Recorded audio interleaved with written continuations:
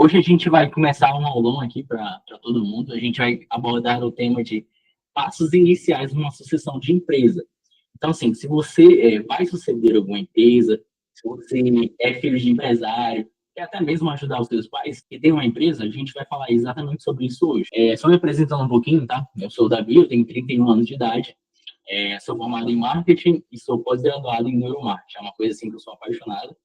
Eu trabalho com vendas e marketing há mais de 10 anos, já atendi mais de 70 empresas para consultorias ligadas a essa área, marketing e vendas. Então, assim, vou pedir para todo mundo se apresentar aí, tá bom? Falar um pouquinho sobre si. Vou começar aqui, quem está na minha frente, Leandro, Alberto e Vini, beleza? Fechado. Prazer, pessoal. Sou Leandro Solarenko, sou multiempreendedor. Hoje gerencio uma multinacional de tecnologia que atua no Brasil, no México e na Colômbia, onde nós fabricamos dispositivos que controlam máquinas pela internet. É interessante dizer isso porque isso foi oriundo de muitos anos de trabalho na parte de manutenção e onde a gente foi aprendendo e desenvolvendo como fazer o negócio escalável. Hoje, tanto como engenheiro, como especialista em inovação em negócios, minha especialidade é estratégia de negócios, estou aqui para colaborar com vocês. Olá, pessoal, tudo bem? Prazer muito grande estar aqui com vocês. Eu sou o professor Alberto Souza. Além de professor, eu sou fisioterapeuta, atuo na área há 20 anos, exatos 20 anos. Sou pós-graduado em segurança trabalho e sou pós-graduado em urgência e emergência. Atuo aí como palestrante e treinador corpóreo há mais de 10 anos. Trabalho aí em vários offshores e empresas que visam alcançar o próximo nível. E, com certeza, o objetivo aqui é te ajudar a também alcançar esse próximo nível. Então, conte comigo aí, conte com qualquer um desse time aqui para alavancar o seu negócio. E aí, pessoal, tudo bem? Tudo bom com vocês? Eu sou Vinícius Lobato, sou psicólogo clínico há 8 anos, trabalho na área de psicologia clínica com adultos, também trabalho como treinador comportamental, como palestrante, sempre voltado ao desenvolvimento pessoal. Trabalho com a terapia cognitiva comportamental e com todos os processos de neurociência da parte clínica. Já atuei como consultor de empresas e já tive empresa também, já trabalhei lá nessa parte. Hoje eu me dedico mais à área clínica e alguns cursos específicos de comportamentos online. Então, eu separei aqui algumas perguntinhas para a gente ir direto, assim, na dor, né, desses sucessores de empresas, para a gente realmente ajudar aí. Uma pergunta aqui, que é com certeza uma das perguntas principais que eles fazem é: o que é essencial entender antes de assumir uma empresa familiar? Repetindo a pergunta: o que é essencial entender antes de assumir uma empresa familiar? Cara, pensando em alguém que já teve nesse papel também aqui como sucessor, ou como alguém que foi gerenciar uma empresa familiar. Eu gerenciei empresa familiar por mais de 10 anos. Hoje, minha empresa também é uma empresa familiar, onde minha esposa atua comigo, e meu irmão também como sócio. Então, qual a principal coisa que a gente precisa entender nesse momento? Que é preciso ter governança, ou seja, é que as regras precisam estar muito bem claras. O que costuma acontecer nas empresas, e aconteceu comigo, e é algo que a gente tem sempre trabalhado para construir aqui, que é: muitas pessoas estão envolvidas e empolgadas em fazer o negócio funcionar, porque isso vai fazer bem para as pessoas, vai fazer bem para a família, e como todo bom ser humano, está com uma grande expectativa no crescimento. E nesse momento que está numa expectativa futura, que um dia vai ganhar algo, normalmente as pessoas não sentam para definir bem quais são os seus papéis e esperam que todo mundo faça o máximo possível dentro da empresa, porque é de todo mundo e é da família, e começam a se estabelecer premissas onde cada um com seus próprios valores começam a achar coisas. Então, esse formato, ele tende a fracassar, porque para todo modelo bom de liderança, de estratégia, é importante que as regras estejam bem estabelecidas no começo, para que ele possa ser perene. Aquele tal de combinado não sai caro. Então, nesse começo, tanto divisão de lucros não é bem definida, ganhos não são bem definidos, responsabilidades não são bem definidas, e todo mundo fica lutando para chegar em algum lugar. Esse, para mim, é o principal ponto que faz as empresas fracassarem com o tempo, que é a falta de definição clara de papéis na estratégia de negócio, onde quem vai tocar vendas, quem vai tocar operação, quem vai tocar a parte administrativa, e em relação ao papel que a pessoa representa, quanto é o ganho que ela teria na empresa, quando essa empresa estiver dentro de um patamar funcional, e qual é as regras de dividendos, papéis e responsabilidades. Então, esse é o primeiro ponto e o ponto-chave que eu acredito que, antes de qualquer ponto, antes de modelo de negócio, isso deve ser definido para que a empresa possa ser perene, principalmente em empresas familiares. Excelente. Vini, pela sua concepção e pela sua visão, sua experiência, o que é essencial entender antes de assumir uma empresa familiar? Para mim, o essencial que tu precisa saber é saber ouvir e saber buscar entender como é que funciona a empresa. Porque o que acontece geralmente? A galera olha a empresa, muitas vezes, né, como filho de fora. E ela pensa, podia fazer isso, podia fazer aquilo, podia fazer aquele outro. Já entra na empresa, às vezes, querendo botar regra, botar ideia, e isso gera uma baita de uma resistência e um baita problema dentro da empresa. Eu gastaria esse tempo todo, cara, um mês, 2, 3, até um trimestre do ano, só buscando entender como funciona a empresa. E isso vai, além dos processos práticos da empresa, mas sim dos processos pessoais. Quais são as pessoas que são as engrenagens da empresa? Porque às vezes, assim, tu tem um diretor lá que, cara, tem uma personalidade muito complicada. Daí tu vai chegar mandando no cara, vai chegar colocando tuas ideias, e esse cara, como ele tem uma personalidade forte, e geralmente ele tem os funcionários do lado dele, ele vai gerar uma resistência enorme. Então, se tu entra com uma outra estratégia de ouvir o cara, de entender o que acontece, fazer entrevistas, tipo, cara, como é que é a coisa? Como é que funciona? Qual é a tua visão? Fazendo isso por um longo prazo, tu tem um estudo, e daí tu consegue fazer um diagnóstico organizacional da tua própria empresa melhor. Então, eu acho que o essencial é tu conhecer a empresa, assim, ó, desde a base lá até o último parafuso. Maravilha. Albertão, pela sua visão, pela sua experiência, o que é essencial entender antes de assumir uma empresa familiar? Sim, é essencial, Eliel, a pessoa entender que ali naquele ambiente ninguém é parente, né? Vocês têm ali uma empresa que são familiares, você tem ali seu pai, sua mãe, sua irmã, sua esposa, seu filho talvez trabalhando para vocês, com vocês. Porém, cada um tem que ter o seu papel específico ali bem determinado. As regras têm que ser claras. A pessoa chega ali, eu vou falar com meu pai. Não, seu pai é o quê? É o seu supervisor? O seu pai é o seu líder? Ou você está liderando seu pai? Você está liderando sua irmã, sua cunhada? Enfim, a gente precisa entender que os papéis eles precisam estar claros ali. Eu já vi pessoas falando assim, mas eu não contrato parente, eu não contrato pessoas. Gente, o problema todo não está aí. Será que as regras estão determinadas ali na sua empresa? Ou você chega lá, você confunde as coisas, você leva para o lado pessoal, aí chega em casa, fica trazendo o problema da empresa para casa, aí mistura aquela coisa toda. Então, o grande desafio está em você separar esse tipo de situação. Quem é você na empresa e quem é você em casa. A gente precisa ter esse equilíbrio aí para que você não consiga e não possa de jeito nenhum confundir isso aí, conseguir levar adiante as principais funções ali. Já fui em várias empresas, inclusive este ano, que tinha esse problema. Chegava lá, as pessoas começavam a confundir, sabe, a questão empresarial com a questão pessoal. Então, isso aí, de jeito nenhum, é essencial você que está assumindo a sua empresa, entenda isso. A pessoa que está ali precisa ser profissional. Qual é a sua função? Qual é o seu papel na empresa? A partir daí, você vai começar a se especializar mais, você vai fazer treinamentos específicos, ou você vai treinar as pessoas que estão com você ali, que talvez sejam membros da sua família, mas trazendo para o lado profissional. Vamos desenvolver o profissionalismo dentro de uma empresa que é familiar, para a gente não confundir, botar as coisas, botar o trilho no caminho certo ali, o trem ali no caminho certo, nos trilhos, para a gente conseguir chegar aonde a gente precisa, onde a empresa precisa. Sensacional. O interessante é que todo mundo falou basicamente a mesma coisa, só que cada um com a sua visão, né? Que é entender o funcionamento das coisas. E eu ia falar exatamente a mesma coisa. Para a área de marketing e vendas, cara, a primeira coisa que você precisa fazer quando você vai fazer a sucessão de uma empresa é entender os KPIs dela, entender as métricas, como que está o marketing está em queda, está em crescimento, como os seus produtos estão em queda, estão em crescimento. Você precisa entender se a empresa está indo para um caminho de prejuízo ou para um caminho de lucro. A partir do momento que você entende isso, a sua pressão começa a diminuir, porque você entende, a empresa já está decrescendo. Você vai se sentir pressionado porque a empresa já está decrescendo? Não. Se você entende essas métricas antecipadamente, essa pressão começa a sair de você e você começa a ter um novo sentimento, uma sensação de, consigo ajudar essa empresa com todos os conhecimentos, principalmente agora com a Padcore, está aqui para ajudar você. Então, assim, entenda os KPIs, entenda as métricas, procure entender sobre o que realmente está acontecendo para aquela empresa, para que caminho ela realmente está indo. Que assim você vai tirar uma pressão gigantesca na costa de você. Porque isso é um dos principais problemas, né? A pressão que você sente em assumir uma liderança, uma empresa, uma sucessão. Top.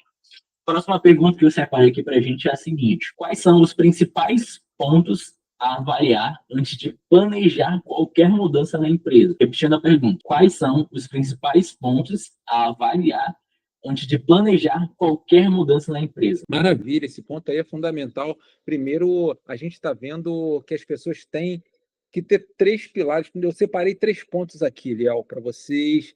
E você que está em casa, você que vai assumir a sua empresa, a gente precisa ficar ligado aí. Primeiro é desenvolver competência para trabalhar naquilo ali. Você sendo filho de um grande empresário, não garante que você tenha competência para levar aquilo à frente. Pode acontecer de você assumir daqui a 1 ano o negócio está quebrado.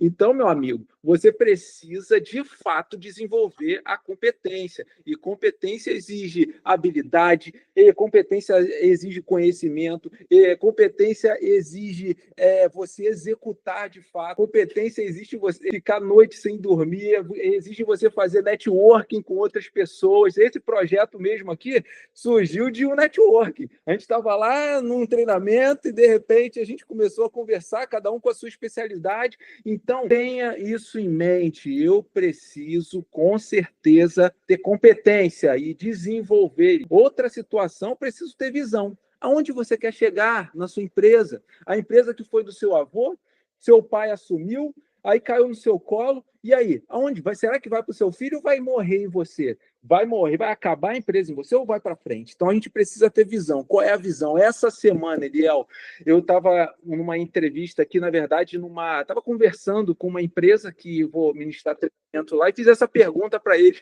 E pasmem, o dono da empresa falou: não sei, eu não costumo pensar nisso, não. Se amanhã alguém quiser comprar minha empresa, eu vou lá e vendo. Olha só, visão, onde cada um de vocês querem chegar, vocês aí que são herdeiros ou que vão assumir uma empresa. Então, estou falando em conhecimento que você tem que ter, na sua competência, estou falando na sua visão a longo alcance, aonde você quer chegar. Vamos lá, eu só consigo chegar no lugar onde eu estou mirando, que eu estou indo, passo a passo. E também lógico, preciso ter ideia que se eu quero chegar em algum lugar, eu preciso estudar muito, eu tenho que fazer com que as coisas aconteçam. E a terceira coisa é a coragem, né?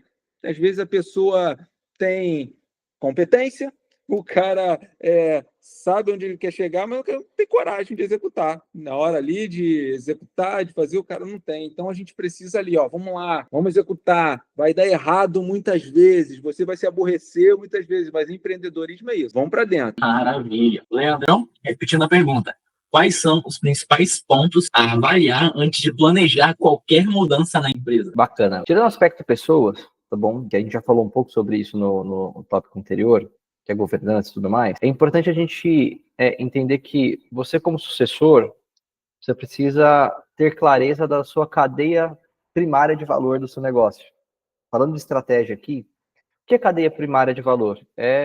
São todas as etapas que uma empresa precisa fazer para conseguir entregar o valor que ela se propõe. Ou seja, foi vendido no começo, aquilo é construído e entregue para o cliente do outro lado. Qual que é essa cadeia de valor principal? Porque toda mudança aplicada numa empresa era aplicada sobre sua cadeia de valor. Normalmente sua cadeia de valor primária. Ou seja, numa indústria, por exemplo, onde alguém vende uma indústria de sofá, tá? Alguém vende um sofá, então alguém tem que fazer a compra de matéria-prima, alocar isso, fazer a fabricação, distribuição e entrega para esse cliente, correto? Então, nós temos essa cadeia de valor primária. Então, a mudança que você vai aplicar, normalmente, caso tenha impacto positivo na sua empresa, ela vai estar diretamente vinculada a um processo dessa cadeia de valor. Então, você vai comprar melhor, você vai produzir melhor, você vai distribuir melhor, você vai fazer o que melhor? Qual que é a principal falha de pessoas inexperientes na hora de aplicar uma mudança? Elas querem aplicar mudanças em processos fora da cadeia principal de valor, num processo inovativo que não gera resultado nem para o cliente, nem para a própria empresa.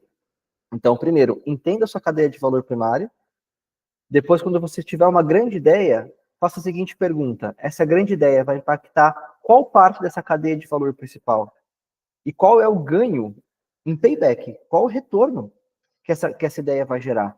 Se isso gerar economia, se isso gerar aumento de produtividade, ela vale a pena. Se não, não faça a mudança. Mantenha como está. Perfeito. Uma ferramenta que a gente utiliza muito para esse tipo de tomada de decisão, né? Pô, vale a pena ou não fazer a mudança? É a análise SWOT. Eu não sei se a galera já conhece, né? Os principais que estão assistindo aí, quem vai suceder uma empresa, herdeiro de empresa, filho de empresário. Se você não conhece, é uma ferramenta ótima. Em breve a gente vai disponibilizar aqui alguém explicando, algum de nós quatro vai estar explicando essa ferramenta. Mas, basicamente, é você entender os pontos fortes que ela tem, os pontos de fraqueza que ela tem, as oportunidades que ela tem e as ameaças da empresa. Então, assim, se você pegar essa ferramenta, vai ajudar você de forma, assim, muito clara. Você vai literalmente desenhar o seu planejamento, se você deve tomar ou não essa decisão, planejar ou não essa ideia que você tem em sua cabeça. Andrão? Faz muito sentido isso que você colocou. Agregando um ponto, eu coloquei sobre aplicar a mudança como se fosse uma coisa uau, molezinha. Tá? É importante levar em conta que, normalmente, por experiência aqui, qualquer coisa começa a ficar bom depois da 4ª melhoria. Então, é importante que você... Vou aplicar uma mudança. Você vai aplicar, planejar, vai aplicar.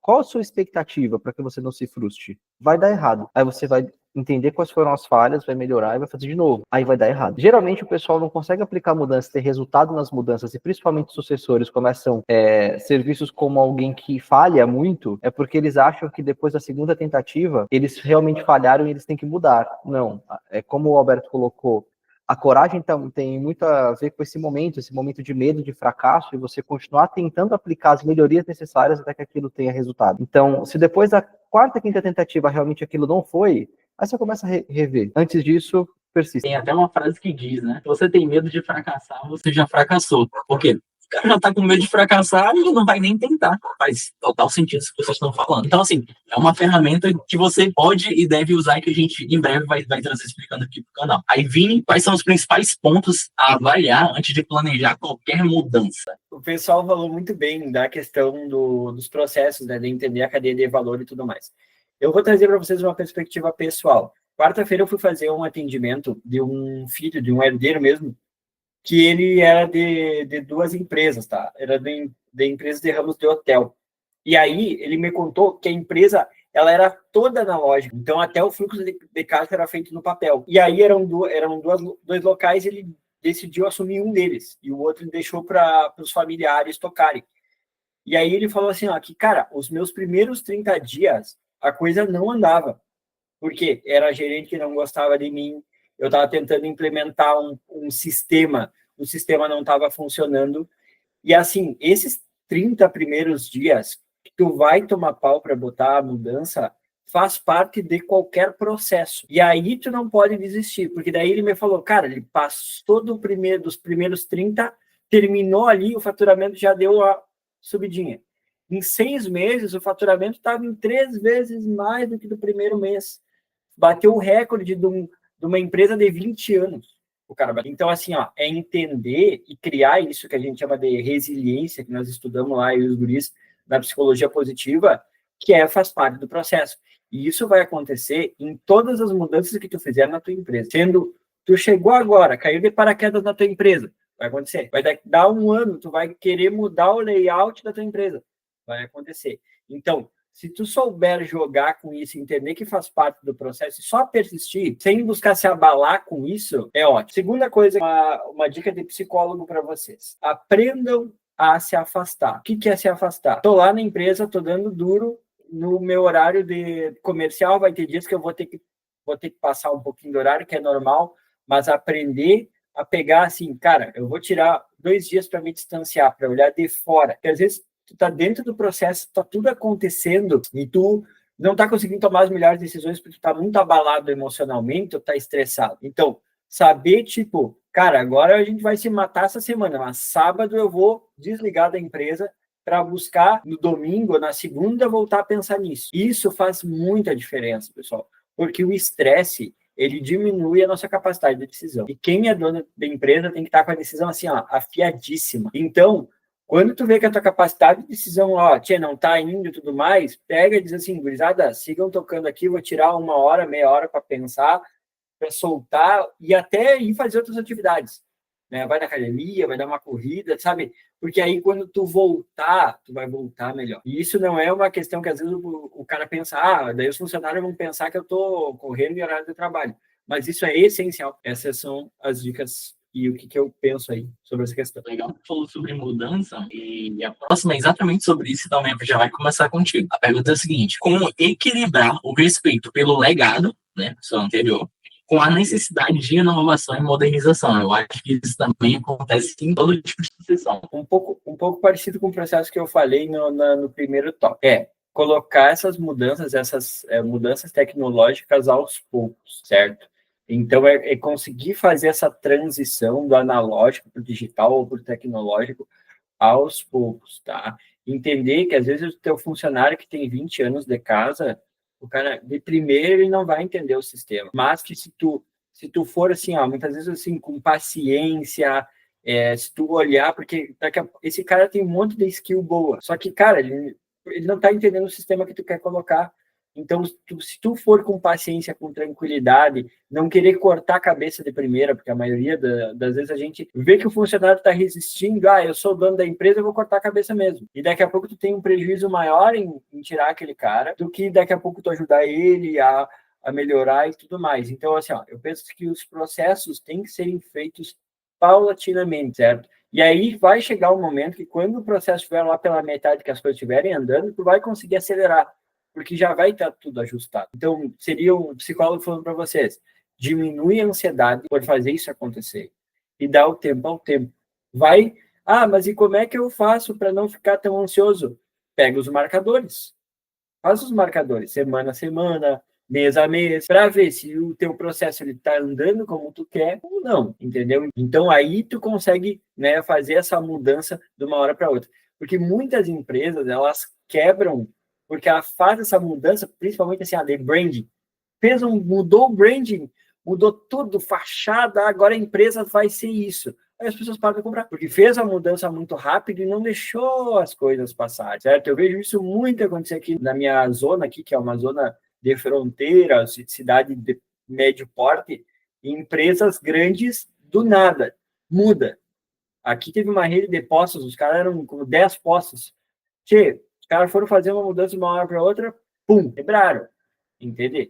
E aí precisa desse processo paulatino de mudança. Legal, agora eu vou acrescentar sobre isso também. Como equilibrar o respeito pelo legado com a necessidade de inovação e modernização? Eu passo demais essa dor com meus clientes, porque geralmente eu atendo muita empresa tradicional. A empresa tradicional, para fazer mudança em marketing, tem que ter jogo de cintura. Aí o que eu descobri? Como que dá para fazer isso de uma forma respeitando o legado anterior e conseguindo dar continuidade? A coisa mais antiga do mundo é fazer perguntas. Quando a gente vai fazendo as perguntas certas para o funcionário, para o dono, a gente faz ele entender que ele precisa daquela mudança, daquela modernização. Então, assim, principalmente aí em marketing, em vendas, um bom vendedor, né, ele é bom em fazer perguntas, ele não é bom em falar. Um bom vendedor, ele sabe fazer as perguntas certas. E é a mesma coisa para fazer esse tipo de modernização, esse tipo de comunicação. Chega com um funcionário, vai sondando o que ele pensa sobre a mudança, chega com o supervisor, com o gerente, com o diretor, vai fazendo perguntas para ele mesmo entender que é necessário fazer mudança. Então, assim, é uma ferramenta fantástica que sempre funciona. Aí até você chegar ao dono, geralmente o dono ali é a pessoa que está mais... Se a empresa for muito antiga, ele é extremamente resistente. Aí você vai levar um tempo a mais fazendo pergunta, você vai precisar de 1, 2, 3, 5, 10 reuniões para ele conseguir converter e realmente entender que é necessário fazer mudança. Então, assim, uma dica que eu dou para vocês, se você precisa fazer mudança, modernização, e quer respeitar o legado anterior, vai fazendo perguntas. Vai fazendo as perguntas certas, que assim, sempre dá certo. Então é a dica que eu posso dar para você. Próximo, como equilibrar o respeito pelo legado com a necessidade de inovação e modernização? Perfeito, amigo. Vamos lá. Se a gente fosse olhar para o negócio, muitas vezes o que ocorre é que esse sucessor ele está imerso nos problemas que ele enxergou daquele negócio e não consegue enxergar as partes positivas que aquele negócio tem. Isso é muito comum. Até porque aquele negócio chegou até ali porque algo foi feito e ele não veio do nada. E existe um grande desafio na construção do que foi feito até naquele momento. Então, antes de começar, é importante conseguir enxergar que existe um modelo de negócio, falando em estratégia aqui, existe um modelo de negócio, esse modelo de negócio se mostrou vivo e eficaz até aqui de alguma forma, até por isso que você é sucessor de algo, e na hora de a gente fazer a aplicação de algo, assim como qualquer modelo de inovação, é preciso fazer a medição do impacto e dos benefícios que aquilo vai trazer, tá? Então, um pouquinho de tutorial em relação a vendas, invadindo um pouco o seu espaço. Todo modelo de inovação, ele parte sempre de um problema, certo? Que vai ser esse problema vai ser resolvido para gerar algum tipo de benefício que normalmente tem que ser um benefício quantificado. O negócio de trazer uma tecnologia porque é legal saber, por exemplo, no meu segmento aqui, é muito comum as pessoas começarem a fazer dispositivos para monitorar a temperatura porque é bom saber sua temperatura. Mas para que você quer saber? Para que você vai ganhar o que com isso? Aonde você vai aplicar isso para gerar algum tipo de valor para alguém? Aonde está o ponto-chave para mim? Ter o entendimento que existe já um modelo de negócio vigente. Caso venha se fazer mudanças, essas mudanças precisam partir a partir de uma dor que existe nesse modelo de negócio, e a resolução da inovação que você está trazendo vai trazer algum benefício claro, que geralmente vai gerar algum tipo de economia ou eficiência para aquele negócio. Um pouco da resposta anterior, mas nesse caso, é importante que você tenha algum nível de técnica de venda para que possa convencer as pessoas e qual vai ser o impacto positivo que aquilo vai trazer para a vida delas, porque as pessoas não vão aplicar só porque você está dizendo, elas vão aplicar porque elas vão ter mais autonomia, elas vão ter mais produtividade, elas vão ter ganhos pessoais, tanto pessoais quanto no negócio. E por último, que acho que é importante colocar, empresas são formadas por pessoas. Então, muitas vezes as pessoas enxergam a empresa como um organismo vivo independente, como se ela tivesse um próprio cérebro e um extraterrestre. Na verdade, não. Na verdade, a empresa são as pessoas. E as pessoas elas vão autorizar essa mudança a partir do momento que elas entendem que elas vão ser beneficiadas pessoalmente por aquilo, de alguma maneira. Então, como trazer isso? Trazer exaltando, então, esses benefícios, essas características desse modelo de negócio anterior, como legado, trazendo isso como cultura, tá? Cultura é importante sobre isso. Então, existe uma cultura intrínseca nesse negócio e você precisa, a partir disso, aplicar essas inovações respeitando a cultura para que as pessoas possam ganhar os benefícios sobre essa mudança. Acho que esse é o grande ponto. Sensacional. Então, agora a gente está caminhando para o final, né? Já deu o horário aqui. Nossa, é uma pergunta que eu sempre vejo nos podcasts e eu sempre quis fazer. A pergunta é o seguinte: qual frase, ou pergunta, ou afirmação, ou aquela provocação que você gostaria de deixar aí para os sucessores de empresa? Está preparado para ter uma intensidade suficiente para distorcer o tempo? Minha provocação. Ter um negócio, normalmente, ele não está combinado com equilíbrio. Geralmente, são desequilíbrios orquestrados. Então, você está preparado para pegar um sábado, ninguém dos seus funcionários vai fazer isso, eles não vão estudar 8 horas por dia para aprender uma coisa, para aplicar na segunda-feira, você vai. E você vai perder seu sábado por isso. Você está preparado para distorcer o tempo dessa forma? Se você não tiver, não tenha negócio. Eu digo, pegando o gancho do Leandro, invista em você. Pega toda a grana que tu vai investir num carro, numa saída, num tênisinho novo, investe tudo em ti. Gasta em treinamento, por mais que assim, vou fazer um treinamento de tráfego, vai ser um cara que vai tocar meu tráfego. Aprende sobre tráfego. Investe toda a grana, vai fazer uma imersão. Um dia vai ter a imersão quad-core.